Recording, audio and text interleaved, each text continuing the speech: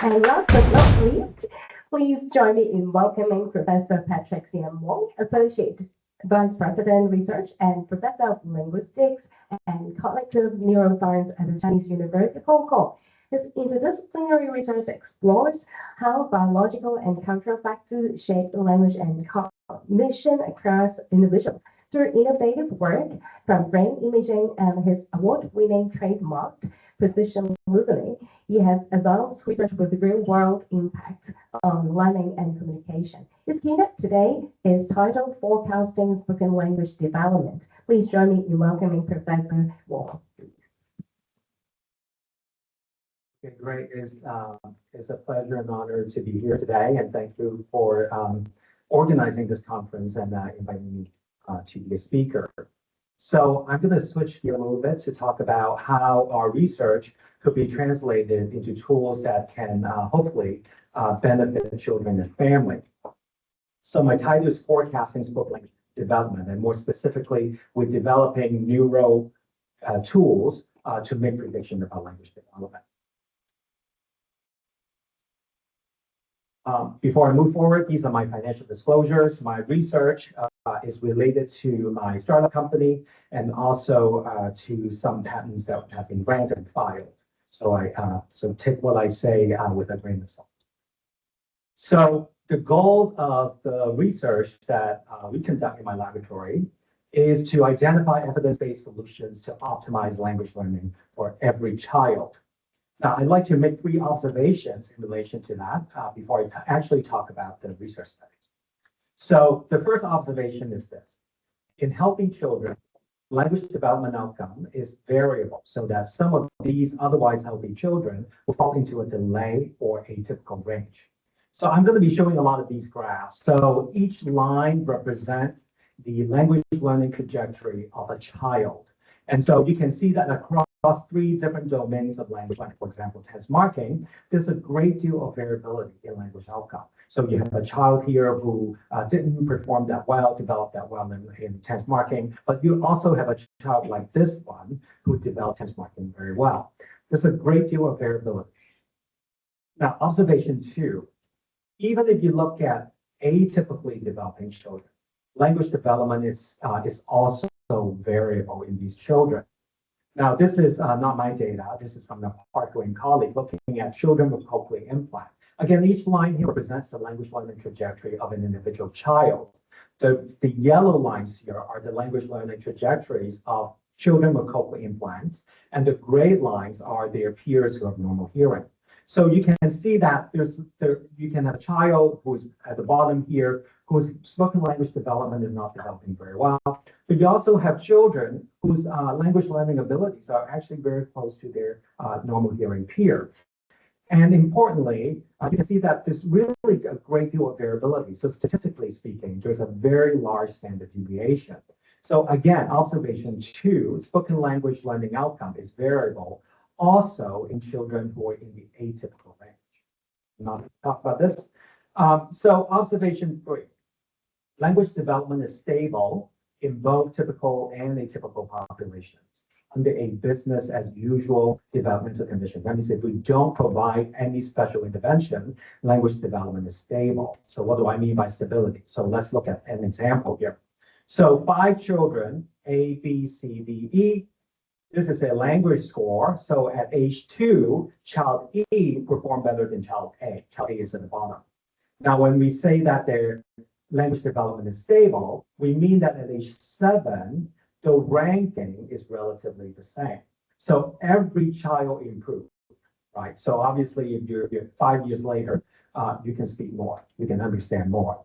It happens to every child. But the important thing when we talk about stability is ranking, the stability of ranking.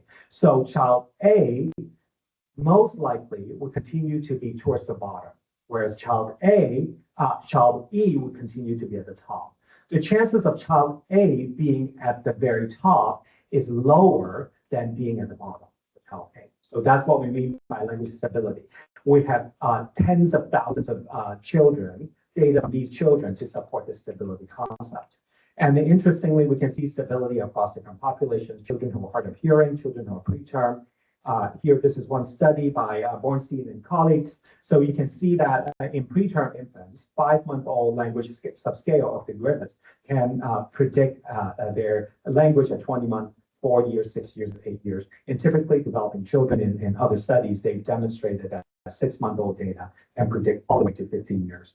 Now, another interesting thing is that how parents communicate with their children is also stable. So parents who tend to talk a lot to their kids when the child is 2 continue to talk a lot to their kids when the child is 7. Okay, so stability can also be found in parents. Okay, so remember our goal is to identify evidence-based solutions to optimize language learning for every child. So how are these 3 observations interact with our goal? So if we can see developmental stability in early language learning, that means that if we know reliably how the child's language is early on, we can use that data to predict later language development. Given that we can measure language ability early on reliably at the single subject level. And later on, I'll talk about single subject level measurement.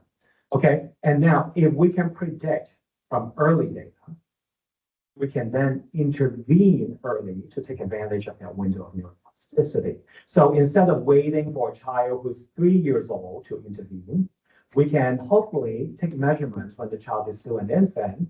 With that data, before a diagnosis, we can intervene so that when the child is 3, we don't see language delay, or we minimize the impact. Okay, so I hope that makes sense. So in the rest of my presentation, what I would do is to show you data from my lab in looking at how we can predict language delay in healthy infants and toddlers. We've developed a neural method to do that. Now, if we can predict, the next question is, how do we intervene?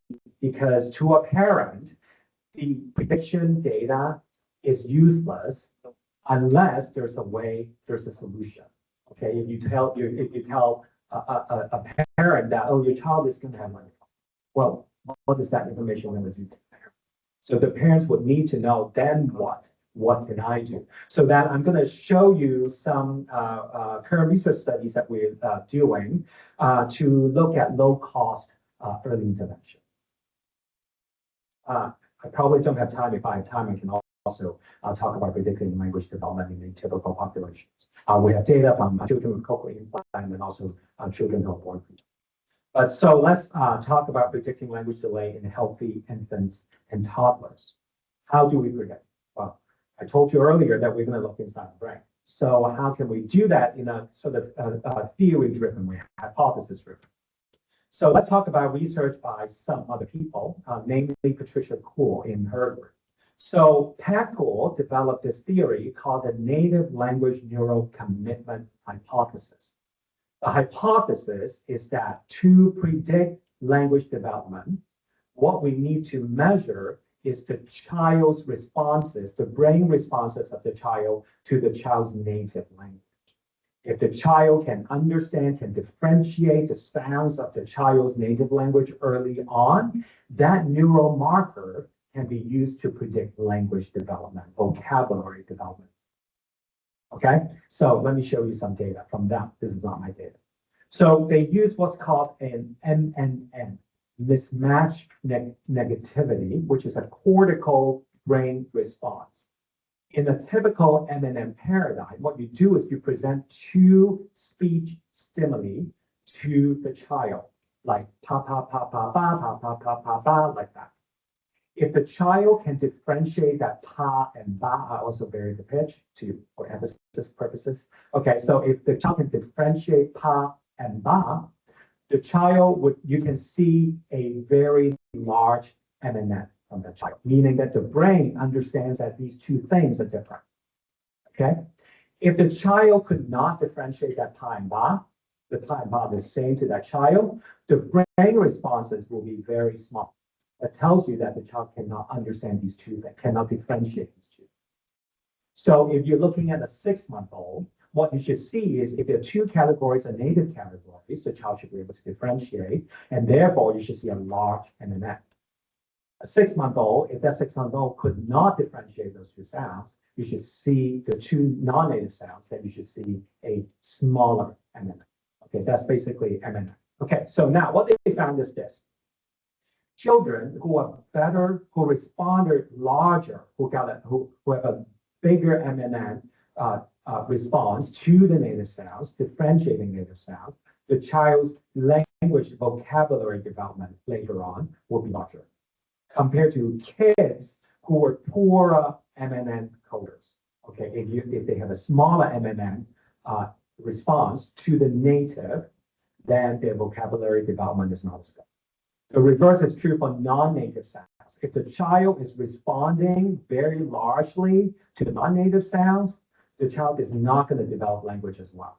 So that's why they call it the neural commitment hypothesis. If you're not committing your brain resources to your native sounds, and instead if you're wasting your brain power to the non-native sounds, then your language development is not going to be good. Okay, now these are based on group level results. So they look at children as a group. That doesn't mean that they can pick individual children from the group and be able to say, oh, this child is going to develop language well, and the other child is not going to be able to develop language well. This is true for a lot of research studies that we're focusing on children as a group, okay, not a child level prediction. What I'll be showing you is some child level prediction from another method. Okay, it's a neural method I'm looking at another type of response. Another thing about these results is that it's telling us that good detection of non-native sounds is a language learning line. Okay, so there's a differentiation between native and non-native brain responses. Again, higher brain responses to native is good. Higher brain responses to non-native is not good from the standpoint of vocabulary development. Now, they were looking at what's called the cortical responses. Okay, the cortex, when we think about the brain, usually is what we're thinking about is the cortex, the most advanced layer, the outer layer of the brain. Now, the auditory system also consists of structures that are subcortical, below the cortex. Okay, so here, this is a graph that's amplifying the subcortical structures. What Padko and colleagues were doing was to measure cortical responses. Now, the auditory pathway from the ear to the cortex, there are many different structures in between, what we call the subcortical structures, what I said earlier. So there are many different structures. If you look at anatomy, what we know is that actually there are connections coming from the cochlea, coming from the ear, going up to various subcortical structures before it arrives at the cortex. But also from the cortex, there are connections going back down, sort of like a feedback loop to these subcortical structures as well. So the subcortical structures are actually sort of converging zones of the neural pathways coming up and going down. So therefore, actually it's also important to look at the functions of these subcortical structures. And in fact, in our methods, we're measuring responses from subcortical structures. Okay, so let's talk about how we measure responses from the subcortical structure.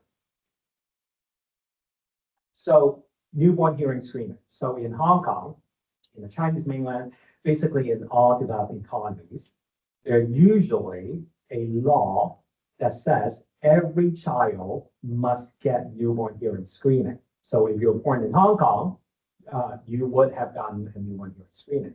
Okay, this is how you do the newborn hearing screening to be able to tell whether or not the child is deaf, congenitally deaf, okay, from birth, whether or not the child is deaf. So this is what you do. You would present a click sound to the child, actually a train of click sounds, like, but much faster than this. And then if the child can hear, what's going to happen is this channel here, this electrode here, is measuring a neural response from that child. If the child can hear, there'll be a neural response. If the child cannot hear, there'll be no neural response. Okay. More specifically, we're measuring from the child's auditory brainstem. It's a subcortical structure. So we call it an ABR, a click ABR. A click ABR is the standard newborn hearing screening. It's basically a brain test, okay, a brainstem test, okay. The advantage of this test is that it provides child-level screening. You can say whether or not Johnny can hear, not a group of children who were born yesterday or today. It's specifically this particular child, Johnny, whether or not Johnny can hear. So that's why it's used clinically, okay, because you want to be able to say whether or not this particular child can hear. Now, our method is this. It's using a very similar technology, but instead of a click, we will present the child with native and non-native speech sounds, which can then help us test the hypotheses that I mentioned earlier, the neural commitment hypothesis, right? So in our paradigm, we present a speech sound. Now, the advantage of the speech sound also is that not only can we say whether or not the child can hear, we can also tell how accurately the child can hear. So let's do a demonstration. So here we presented an auditory signal to this child, and then we measured their brain response. Okay, this child's brain response. Now I have two babies here, baby A and baby B. Baby A, what I'm going to play to you is the brain wave that we measured from this child. It's going to be a waveform, and what I'm going to do is to play back that waveform to you.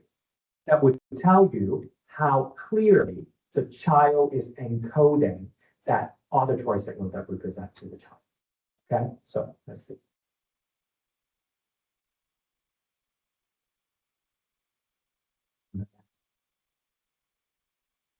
Back to an arrow. Escape. Escape.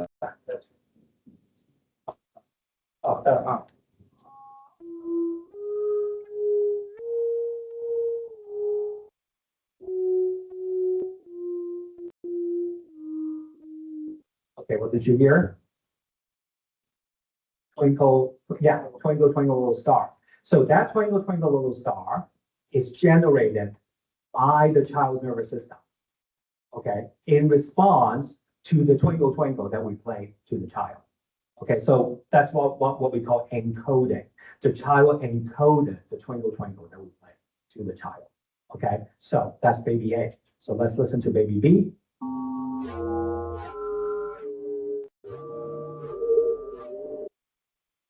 Did you hear? What? White noise, but can you hear something? A little bit. It's still there. It's still twinkle, twinkle. Okay, so is baby A better encoder or baby B? Baby A is a better encoder. So this method tells you how accurately can Johnny hear, can little child hear. Johnny, baby A here is a good encoder. Baby B, Mary, is not as good of an encoder. So what we're trying to do, so instead, I have to make a demonstration, so that's why we do this. And there's a lot of massaging and the data processing that we have to do in order to make this presentation, okay, this demonstration. In our paradigm, instead of twinkle, twinkle, we will play the child 3 speech stimuli. Okay, we wanted to know if neural encoding of speech can be used to predict later language development. And also we wanted to know whether or not native sounds, encoding of native sounds would better predict language development to test, to evaluate the neural commitment hypothesis. Okay, so as you know, Chinese is a tone language, so in Cantonese, the changing of the tone would change the meaning, and therefore one of the motivations to do our paradigm is to look at is because we're testing children who are learning Cantonese and Putonghua Mandarin as well. So let's look at the first study that we published. So this is a study we published a while ago, looking at 85 Cantonese learning babies, infants and toddlers, in the first 2 years of life. We asked them to encode, to listen to GA4, Cantonese GA4, the low level tone of Cantonese, the rising tone of tone 2, low rising tone of Cantonese, which is also the rising tone of Mandarin, and then also a GA3, a Mandarin GA3, which is non-native. Okay, so let's look at here. So these are 4 different measures of encoding. like I play you the speech signal, the brain waves, but there are many different signal processing that we can do to analyze the signal, like noise, signal to noise ratio, how accurately the fundamental frequency is encoded. There are many different measures. I'm showing you 4 here of the 3 tones. So first of all, one interesting thing is that GA3, the encoding of GA3 is not worse than the other tones. Okay, so there's no, if you know like worker MTs, you would know that as age 6 months is where children would start honing into their native language, right? So if that's correct for the brainstem encoding, then we should see GA3 not being encoded as well at the 6 months. And that's not what you're seeing here. We see linear growth. No matter the sound is native or non-native, the child can just encode better and better in the first 2 years. Okay, so from this result, we actually started to develop an alternative hypothesis for the neurocognitive hypothesis. What we are seeing is that perhaps in the brainstem, it's really not about native and non-native. What we want to accomplish in the brainstem is just accurate encoding. We want to be a good encoder. And it's then the cortex that assigns phonological meaning to the accurately encoded signal. Does that make sense? So you first need to hear it clearly before you know whether or not it's a native sound, basically. So our prediction, alternative hypothesis, would be that good encoding, native or non-native, will be predictive of language development. Okay, so that's actually sort of what we found, but let me, because I'm in 5 minutes. Okay, so we've collected this kind of data from 1,400 children in the Chinese mainland and Hong Kong. Here I'm showing you a paper that we just published in Pediatrics. 423 children between 3 weeks to 24 months of age. What we did was we measured their EEG responses, and I just showed you the neuroencoding early in life. And then when they are 3 years old, we would measure their language development using the CDI, the Chinese CDI, or the Bailey. Bailey is a direct measurement of child development, and there's a language subscale. So we use the language subscale. And then we wanted to see if the speech AR data can help us predict language delay. Language delay is defined by 1 standard deviation below the mean, so about 16 percentile. So if you're at the bottom 16%, and we predict that using brain data from as young as 3 weeks old to predict as old as 3 years old. Okay, and then this is AI related to AI. Of course, we use AI, we use different machine learning methods. Okay, so I'm not going to go into the details. Now, the important thing to know from these methods, our AI methods, is that when we build these models, everything is AI now, right? So when we build these models, we use what we call external data to validate our model. So in AI, you can train the model using your own data, but the gold standard now is you need to use some other data to test your own model, okay, internal model. Okay, so that's what we did. So let's look at the results. Now, this is sort of complicated. Now, we have accuracy, sensitivity, and specificity. Okay, sensitivity is usually the clinical measure for screening. So basically, whether or not it's good enough to detect if someone actually has a problem. That's what sensitivity is. Okay, so we constructed models using EEG data alone. In yellow, pediatric data meaning like birth weight, sex assigned at birth, gestational age. Gestational age is like how long you stay in your mom's tummy. That's gestational age. If you come out early, it's not a good thing for language development.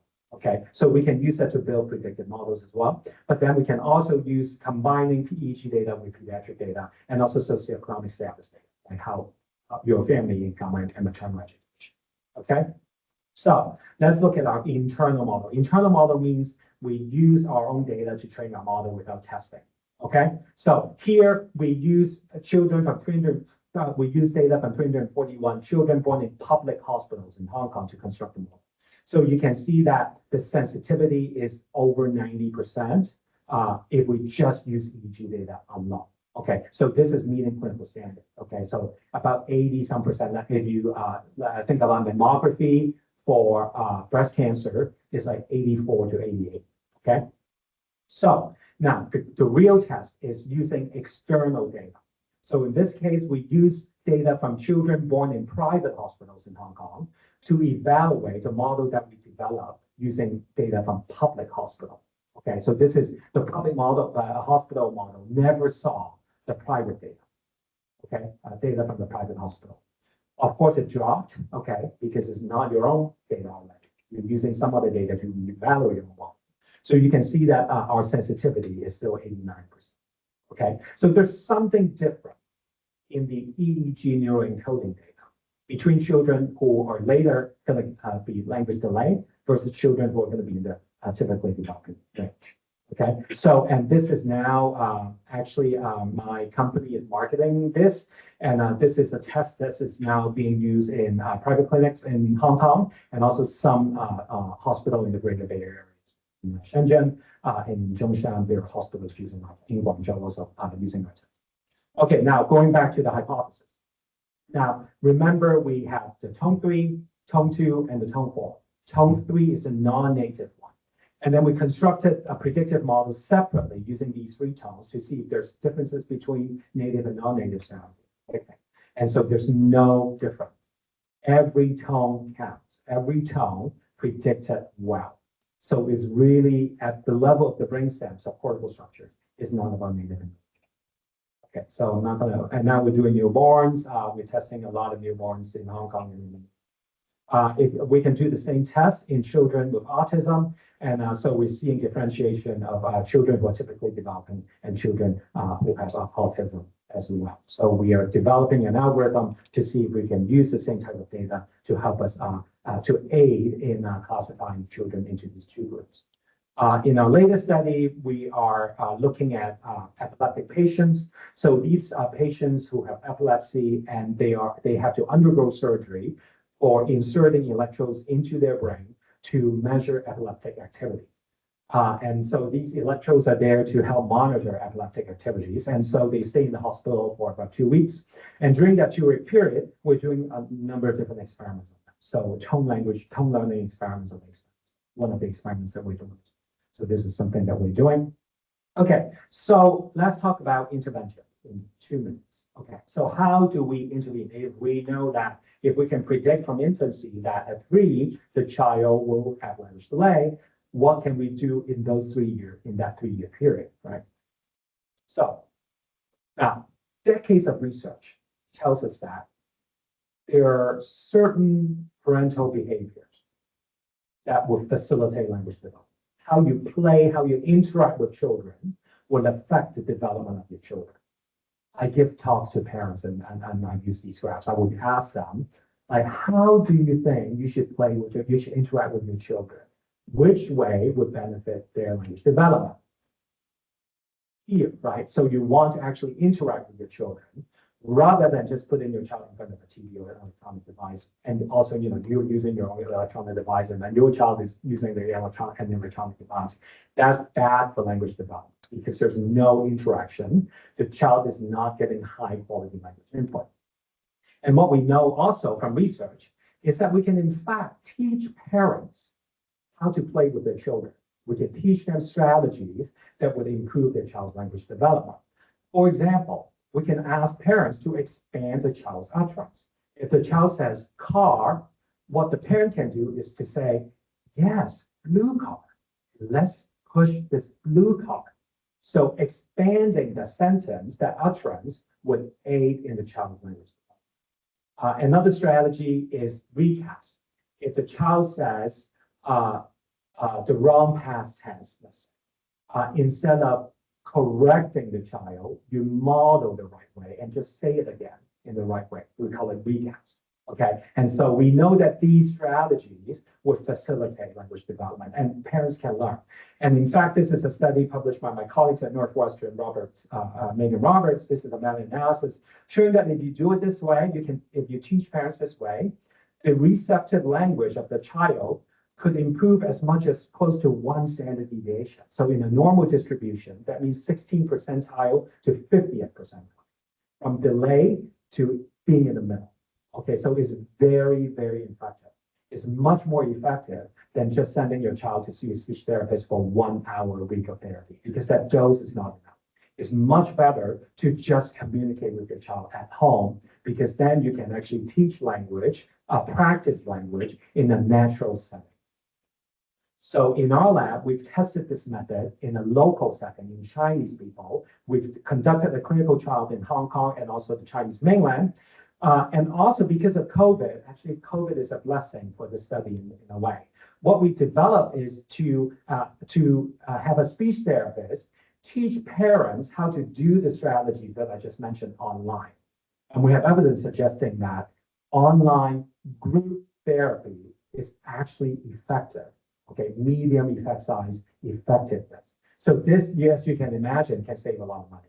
So you don't have to go to the clinic to teach the parents. You can just do it at home. You can do it in a group. And in this method, what we do is we would ask the parents to invite the child to come in front of the camera. The therapist will guide this diet how to do a strategy, and the other parents will be observing how to do it. If little Johnny here is upset and wants to run away, then that's fine. Then we'll move on to little Mary here. And then when little Johnny is willing to participate again, we come back to Johnny. So then there's a lot of practice going on and also observing how other parents do these strategies. Okay, this method is effective. Now, we know that we can use this method to treat children with autism, with hearing impairment, it's all effective. Now, in our latest study, what we're doing is to try to see if we can do this kind of method universally. So can we have a free program that every parent would just use in order to learn these strategies? So we're using our mobile phone, a WeChat program. This is a WeChat program, a demo program for those of you who are interested. And in this program, what we have is a bunch of short videos. Many of you are watching short videos every day. My kids are certainly, okay, watching short videos, like you're swiping your short videos. So basically we have 600 short videos teaching parents these strategies with a lot of demonstration. I know not every one of you speak Cantonese, but you don't need to speak Cantonese to understand this video. Okay, so here we have some explanation, explaining how to carry out a strategy, and then a demo. And this time we have a dad here doing a demo in like how the dad should communicate with the child. We include a lot of different people in caregiving as caregivers. So caregiving role, like dads are very important. It's not just the job of a mom. Okay, so dads, grandparents in these caregiving roles. 同寶寶傾偈嘅時候，我哋可以用自己最流利、講得最輕鬆嘅語言，千祈唔好覺得自己嘅中文唔好就唔同小朋友講嘢。小朋友係可以同時學唔同語言嘅，就好似呢位爸爸，佢最流利嘅語言係粵語，可以就同寶寶講粵語。洗你個身背脊，再洗你隻腳，係洗嘅鴨仔浮喺水度。So for those of you who can understand, so what the dad is doing is parallel talk. So as something is happening, like the ducky is floating, and so the dad is describing that. This baby is, I don't know, 4 months old, maybe 4 months old. So then you can already do that. You don't need the child to be able to speak to carry out those strategies. Okay. So we are testing this across a number of different locations in the Chinese mainland and Hong Kong as well. We've enrolled over 600 families already in different locations. That's my AOE. Yeah, you know what that is. Okay, so is to try to develop universal intervention of parents to prevent language delay. Okay, so language delay is related to many different conditions, and that's why it's important to prevent that. Okay, so we're doing that. I don't have data yet, but we're working on that. So this is my last really brief study. So because we're very interested in parent-child interaction, in my lab, we're also doing these hyperscanning studies. So we can scan two people's brains at the same time. So in this study, we will scan mom and child doing a book sharing task to try to understand how their brains may be communicating with each other and whether or not intervention can actually improve the synchrony of these two people here. Actually, Yetta is part of the project as well. We got RGC funding to purchase the equipment. this is not related to what I just said, but I really wanted to show you because we were very fortunate to be able to buy 10 systems, which enables us to do like music ensemble studies. This is just really cool. I'm sure so that was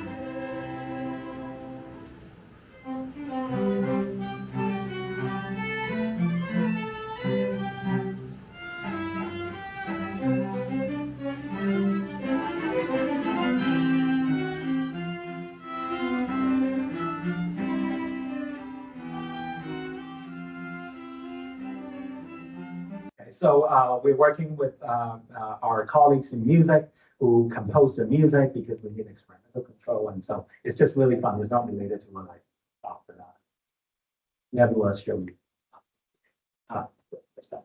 Okay, so I'm not going to talk about prediction in other populations. We also do MRI as well. So let me show you.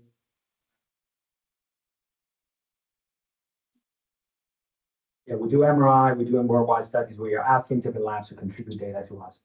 So in our scanner, we have scanned actually like about 300 babies in Hong Kong already. We built the first Chinese integrated template in my lab. Okay, so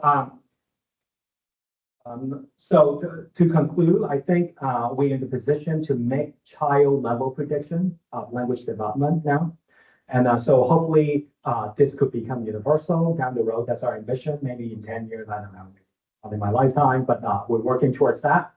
And if we can predict, what we hope to do is to then prescribe early intervention very early so that we can prevent language delay. These are some of my lab members who contributed to the study, and then obviously my various collaborators in the hospitals, in radiology, in music, and various departments as well.